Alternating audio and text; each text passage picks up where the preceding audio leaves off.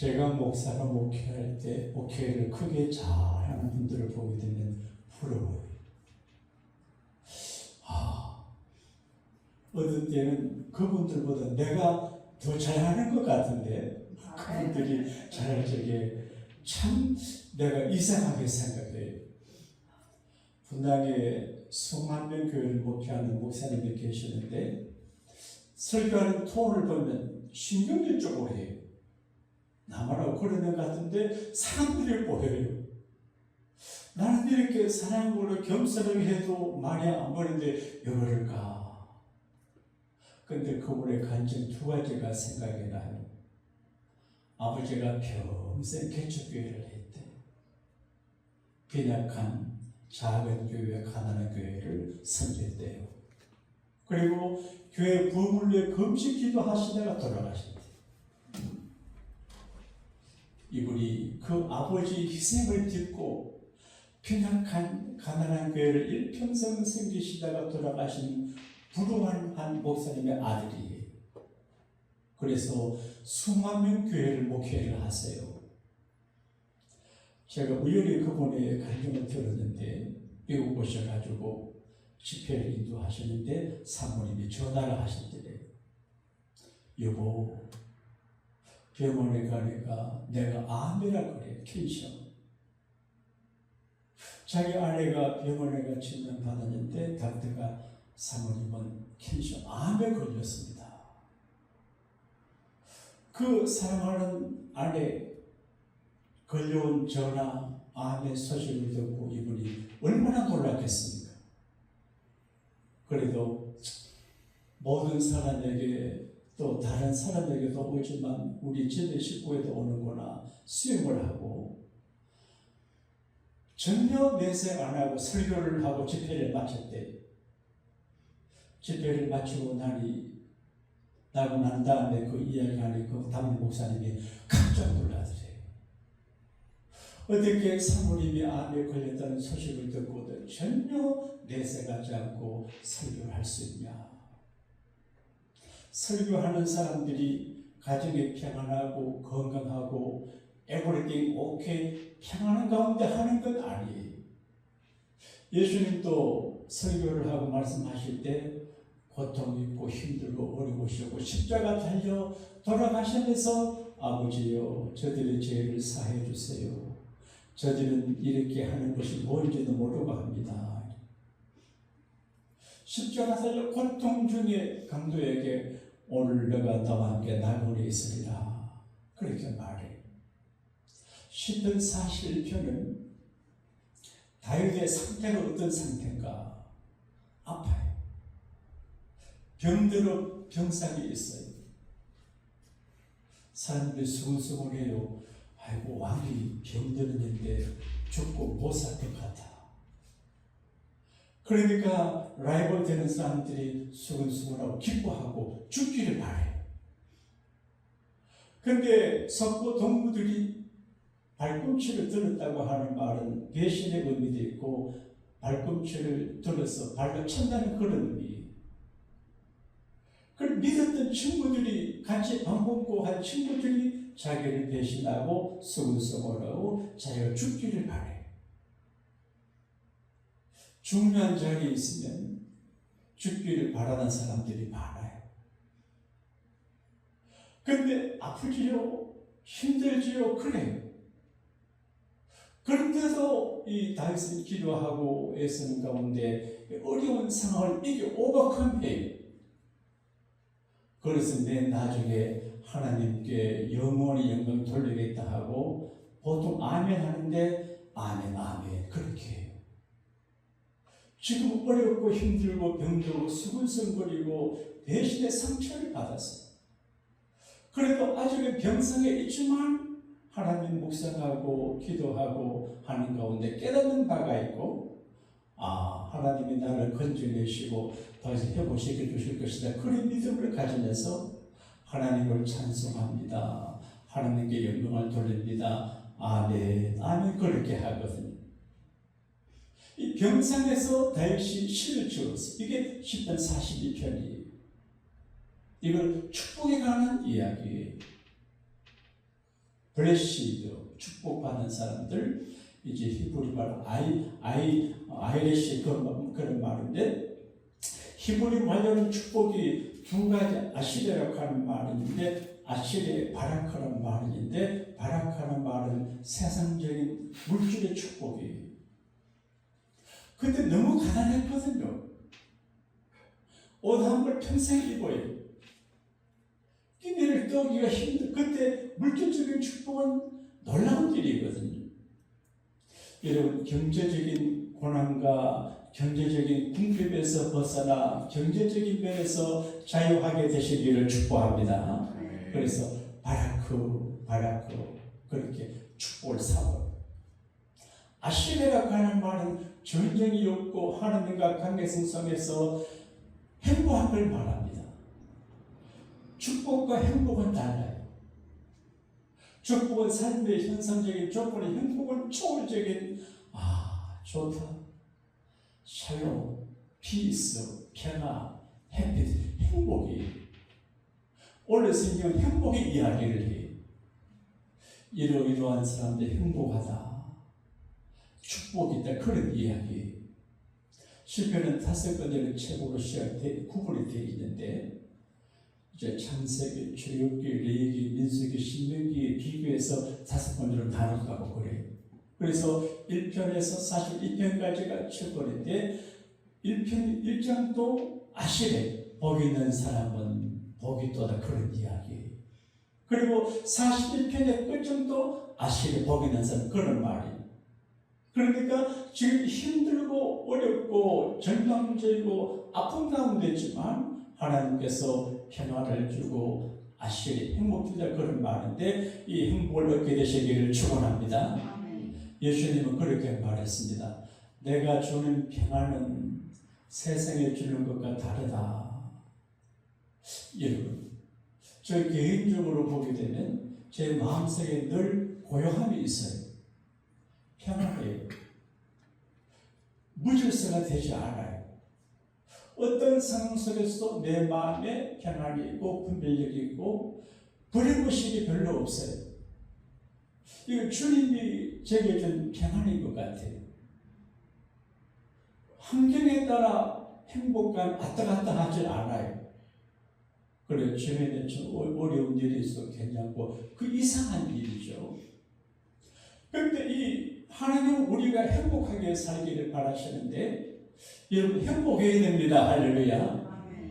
지금 가난하고 다윗처럼 병상에 있고 배신을 당하고 외롭고 힘들어도, 그 이찬수 목사님처럼 사모님 암에 걸려도 신앙을 지키는 거예요. 그래서 이 믿음의 힘이 대단합니다. 할렐루야. 그런데 오늘은 한 가지 이야기, 돌봄에 관한 이야기를 해요.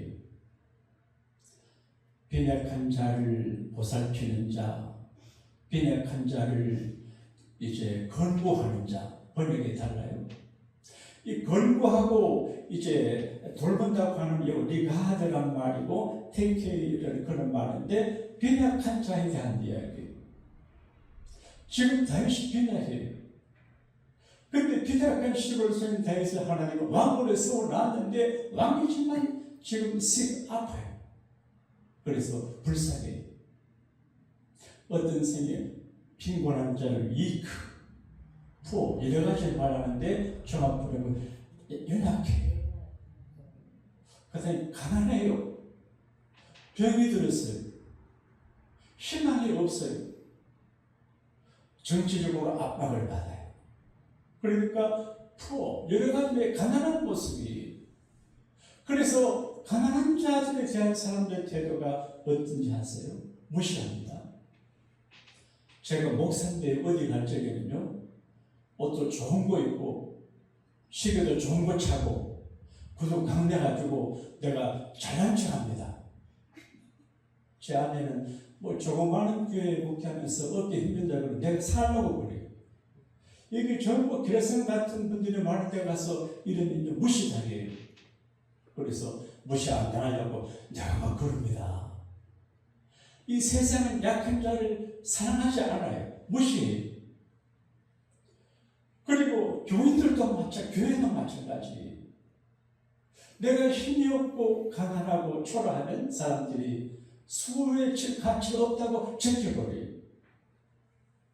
빈약한 자를 돌보지 않아요. 그런데 하나님은 빈약한 자에 대한 관심이 많으셔서 하나님은 빈약한 자를 돌보시는데 가난한 사람을 진도에 일으켜서 부유한 사람을 부끄럽게 그렇게 말하거든요.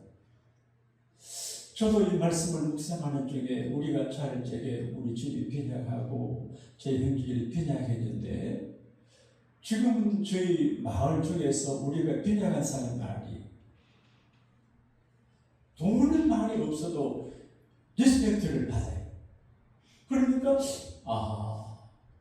하나님이 가난하고 업신여긴 당하고 진토에 있는 그런 사람을 세워서 잘난 사람 부끄럽게 한다고 하더니만 아이고 하나님은 빈약한 하나님의 자녀들을 돌보시는구나 여러분 믿으시기를 바랍니다.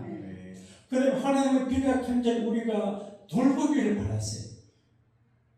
교회에 누구 오실 때 절대로 돈 좀 많이 있어 보이고 교회 연구하고 내가 잘한다 거기 가까이 가서서 이렇게 하고 하는 것은 정말 초라한 일이에요.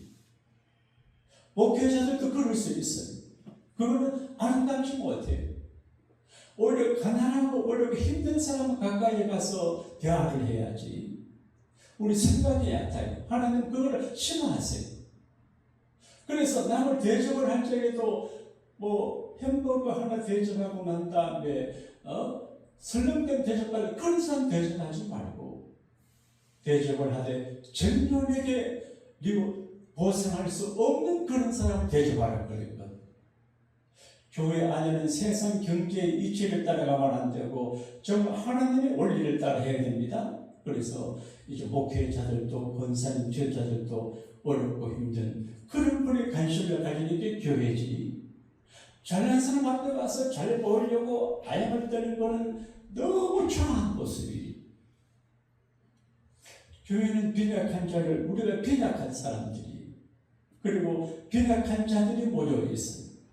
그래서 빈약한 자를 돌보고 이해하고 그렇게 해야 되는데 이 빈약한 자를 돌본다고 하는 말의 뜻은 샤크라 그런 말인데 존경히 여기고 귀히 여기고 이제 사랑하면서도 그렇게 무시하고 하는 거 아니에요. 빈약하고 어려운 사람을 가볍게 여기는 마음으로 음식 던지면서 드세요. 이렇게 하면 정말 사랑하고 리스펙트하는 마음으로 하는 거예요. 사람들은 예민해요. 그래서 빈약한 자를 돌보기를 하나님은 바라시는데 빈약한 자를 돌보는 자에게 하나님이 복을 주십니다. 할렐루야. 아시리 행복의 복을 주고 그리고 오늘 성경에 보게 되면 다윗이 한 설교에 이제 목사가 아니고 제사장이 아니지만 다윗이 왕들을 가르쳐요. 백성들아 빈약한 자를 대표해라. 돌봐주는 사랑으로 아이를 키워 그게 돌봐주는 그러면 하나님 복 주신다.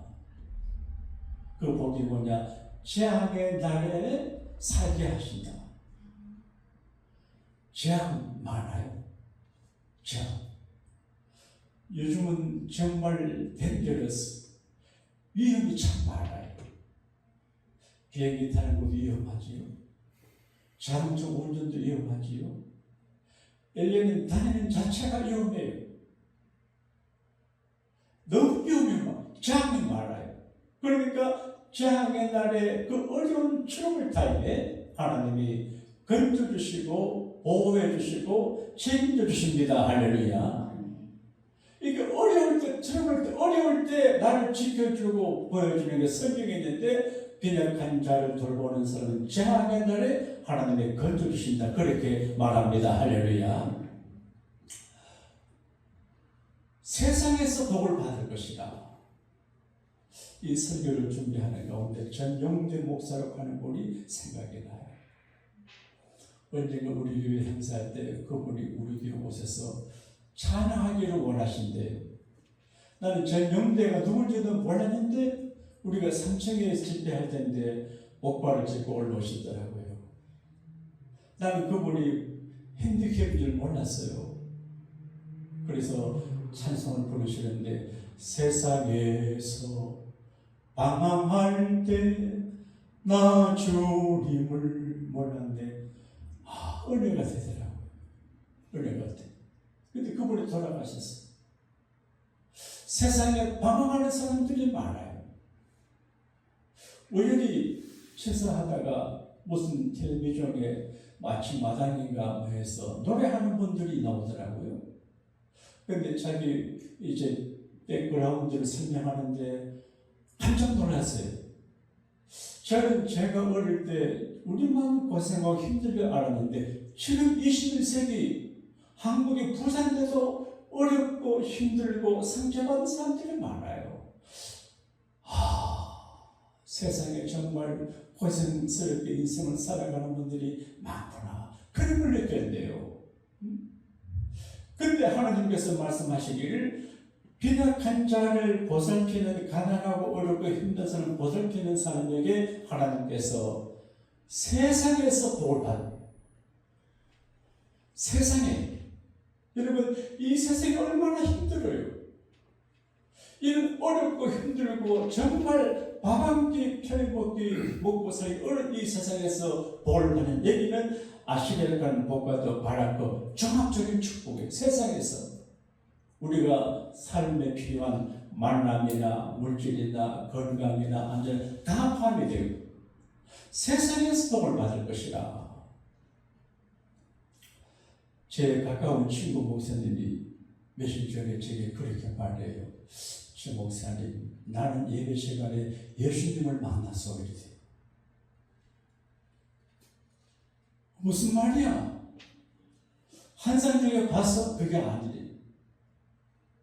한 번은 옷을 좀 허술하게 입으신 어느 남자분이 교회를 오시더래요. 아마 60 넘은 그런 연세에 보내신 것 같아요. 그런데 예배를 드렸는데 예배를 마치고 난 다음에 식사 시간에 거기 훈련이 잘 되어 있는 것 같아요. 그래서 교인들이 그분을 환대해요. 아유, 오셨습니까? 이렇게 환대해요. 교인들도 그래요. 이민교회를 목회하다 보면 목회자들도 부목사님도 장로님도 권사님도 누구 봐도 거들도 보지도 않아요. 식사 시간에 자기가 좋아하는 사람 밥 먹기를 바라지 새로운 사람을 가져가서 그걸 할 줄 몰라요. 지쳤어요. 그런데 그분은 교회는 그 장로님하고 모든 교역자를 이렇게 환대했어요. 우리가 식당에 가서 밥을 내 돈 내고 밥 먹지만 서버하는 분들이 기쁘게 한다면 또 오고 싶지만 팁도 많이 주고 싶은데 불친절하면 내 돈 내고 내가 밥 먹는데 왜 불친절하지? 팁을 많이 안 주게 되고 오기 싫어요. 교회도 그러거든요. 그러니까 교회는 새로 오는 분 중심으로 해야지. 뭐 기존 교인들하고 중심, 물론 그래 해주고 그러나 환대해야 되거든요. 환대했어요. 허스러운 꼴이 7주일인가 왔는데 계속해서 환대했대요.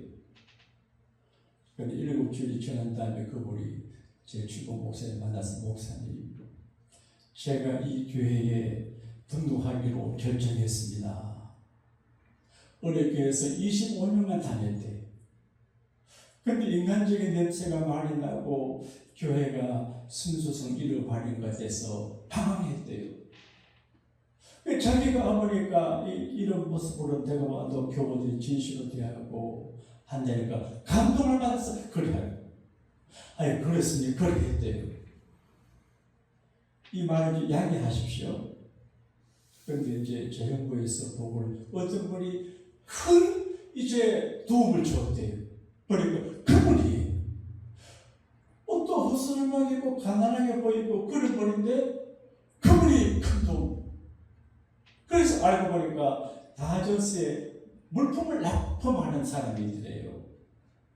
그런데 그 다음 주 부인과 같이 등록을 했다고 하는데 자기는 정말 별로 훌륭해 보이지 않는 분을 선대하고 그분을 대하고 교제하고 섬기는 가운데 예수님을 보았다는 거죠. 그러니까 교회 안에서 정말 어렵고 힘들고 난무한 사람을 함부로 하지 말고 환대하고 사랑하고 돌보아 주어야 될 줄로 믿습니다. 그런 분들에게 하나님께서 복을 베풀어 주시거든요. 그 다음에 병을 고쳐주세요. 우리가 빈약한 자를 권고하면 하나님께서 재앙의 날에 나를 건져주시고 이 세상에서 복을 받게 하시고 생명의 보호를 받게 하시고 살다가 병에 걸릴 때가 있는데 병에서 고침받게 되거든요. 지금 다윗은 병들어 있어요. 그런데 믿어요.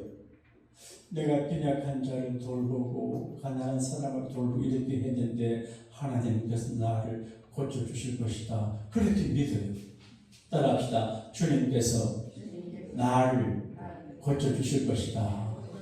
먼저 믿어요. 우리 한국 속담에 대본에 떡줄 사람은 생각지도 않는데 김치국부터 먼저 마신다 그런 말이 있잖아요. 그거는 심리적으로 잘 몰랐어요. 심리학으로 공부해보면 아무리 나쁜 사람이라도 가서 웃고 잘하고 친절하게 하면은 선하게 대하거든요.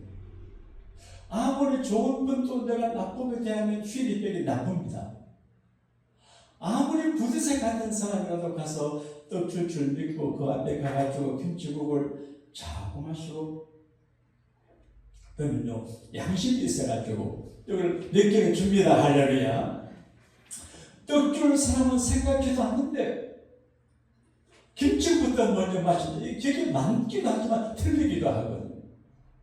그런데 다윗은 지금 병상에 있고 사람들이 죽기를 은근히 바라고 죽을 줄도 모르고 이런 상황이에요. 제가 얼마 전에 참 이상한 인사를 들었습니다.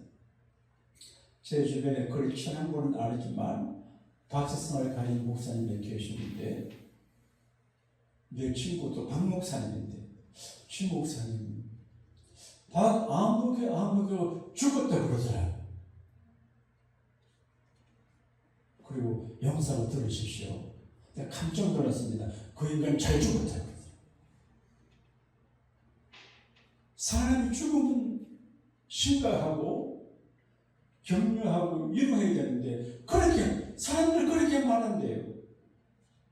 그분이 목사님 이름을 갖고 있는데 알고 보니까 부동산 관리를 하고 그래서 세를 주고 세 받을 때 무섭게 했는 것 같아요. 잘하게. 그래서 세조 선생님이 목사 막 그래서 원성이 많았던 거예요. 그래서 잘 죽었던 거예요. 근데 죽은 사람은 이분 아니고 딴 사람이에요. 그래서 다윗이 지금 그런 입장이에요.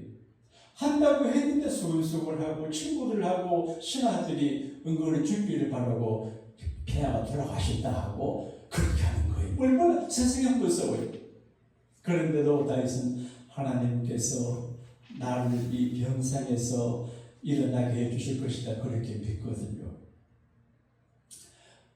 미국의 어느 믿음의 가정에 자녀들이 5이고 아내 낳는 사는 가정이 있었는데 아내가 병들었어요.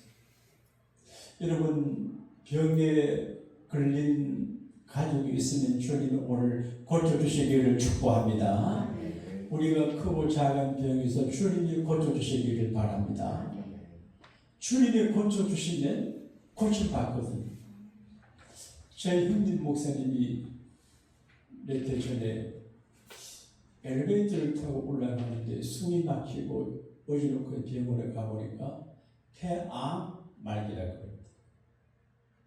그래서 큰 병원에 가 수술해야 되는데 이 건의실을 진단한 닥터 있는 병원에 가 진단받았는데 수술해야 된다고 그래요.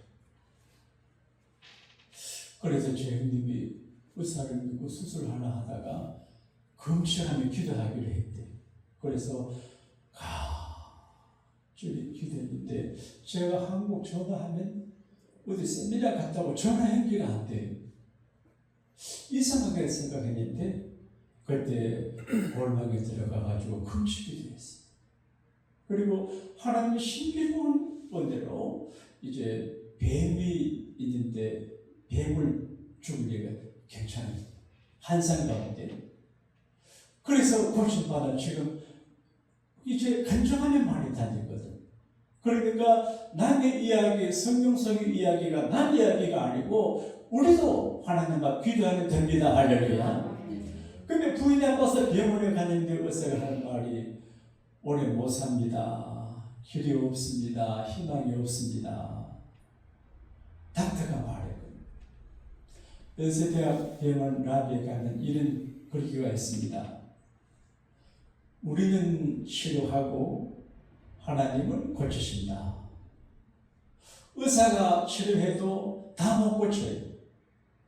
의사가 액션을 취하는 걸 의사로서 하는 일이고 고쳐주는 건 하나님이라는 거예요. 똑같은 병을 갖고 똑같이 치료해도 죽는 꼴이 있고 사는 꼴이 있어요. 근데 결론이 우리가 치료를 해도 고쳐주시는 분은 하나님이시구나. 그래 돼요. 근데 의사가 하는 한마디 말 얼마나 힘들어요. 저도 가끔 1년에 한두 번 병원에 피를 뽑고 피검 사는데 나는 좀 겁이 많은가 봐요. 눈을 감고 이렇게 피 뽑습니다. 많이 뽑는 것 같아요. 그리고 이제 다음에 와서 이제 그 닥터하고 이제 대답을 해야 되는데 아이고 피 뽑고 난 다음에 아이고 걱정이 돼요. 그래서 의사를 만나고 뭐 좋은 말 듣게 되면 아이고 살았다 싶어요. 그러니까 의사가 하는 한마디 말이 정말 중요하거든요. 그래서 의사들은 인상이 험한 사람은 끝까지 하면 안 날 것 같아요. 근데 이제 의사가 그렇게 말하니까 이 가족, 딸, 아들 집에 가면서 실망이 되지요. 아이고 우리 아내가 우리 엄마가 얼마나 힘들어요. 근데 집으로 걸어가다가 그 남편들은 아버지가 가만히 서 있더래요. 아버지 왜 그러세요? 얘들아 아직 희망이 있다. 너 엄마가 오래 살지 못한다고 하지만 아직 희망이 있다. 우리 집에 가서 기도하자. 이랬더래요. 나는 그 글을 대할 때 아직 희망이 있다고 하는 말이 내 마음에 와닿아요. 아직 희망이 있다. 한번 해볼까요? 아직 희망이 있습니다. 그래서 집에 가서 그 자녀들하고 며칠 밤새워 기도를 했대요. 그런데 병원에서 오기를 아무개 선생님 기적이 일어났습니다. 당신의 아내는 회복이 되고 있습니다. 이게 십자가 간증이에요. 그러니까 우리가 쉽게 절망하고 포기하기 쉬운데 아직 희망이 있어요. 지금 다윗이 죽을 병에 걸린 것처럼 되어 있는데 사람들이 수근수근해요. 다윗이 죽으면 누구를 임금 세우지 수근수근하고 동정하지 않아요. 은근히 죽기를 바라거든요. 얼마나 힘들어요. 그런데 다윗이 희망의 끈을 놓지 않아요. 아직 희망이 있어. 하나님께서 나를 병상에서 일으켜 주실 거야. 희망의 끈을 놓지 않고 기도하거든요. 여러분 어떤 악조건 속에서 희망의 끈을 놓지 말고 그 끈을 붙잡고 기도하고 부딪히다가 보게 되면 좋은 날이 오게 되실 줄로 믿습니다. 이게 누구에게 좋으시냐? 가난하고 병들고 어려운 사람을 돌본다는 게 중요하잖아요. 목회는 교인들을 돌보는 거예요. 예수님께서 요한복음 21장에 보게 되면 제자 베드로에게 물었습니다. 너가 나를 사랑하니? 너가 옛날에 다른 사람보다 나를 더 사랑한다고 했는데 아직도 너가 나를 사랑하냐 물었어요. 아가페오기 높은 수준의 사랑을 물어요. 옛날에는 이제 베드로가 그런 사랑을 고백을 했거든요. 그런데 베드로가 자기가 실수한 걸 알기 때문에 그런 높은 수준 아가페적인 사랑으로 예수님 사랑하지 못하지만 프렌드십 우정으로 사랑을 알아가지고 내가 아가페적인 사랑으로 예수님 사랑하지 못해도 깊은 우정으로 예수님을 사랑합니다. 그때 feed my lamb, feed는 말은 먹이라 그런 말이에요. 어린 양, 하나님의 어린 양들을 먹이라는 거예요. 그 다음에 주님이 Do you love me? 너 나 사랑하냐? 뭐냐고 베드로 그렇게 대답해요. Take care of my sheep. 큰 양들을 돌봐라는 거예요. 세 번째 예수님이 그럼 진짜 내가 우정으로 나를 사랑하니? 내가 우정으로 예수님 사랑합니다. Feed my sheep. 그러니 어린 양도 먹이고 어린 양도 먹이고 어린 양도 돌보고 어린 양도 돌봐라. 돌봄을 이야기해요. 그러니까 교회 목회자나 교회 지도자들은 돌봐주길 바라지 말고 적어도 권사님 안수자 장로님쯤 되면 다른 분들이 나를 돌봐주기를 바라지 말고 돌보는 자가 돼야 돼. 네? 용사가 들으십시오. 막 투정하고 삐죽거리지 말고 돌보려고 해야 돼요. 근데 마태복음 25장에 예수님이 그렇게 말했어요.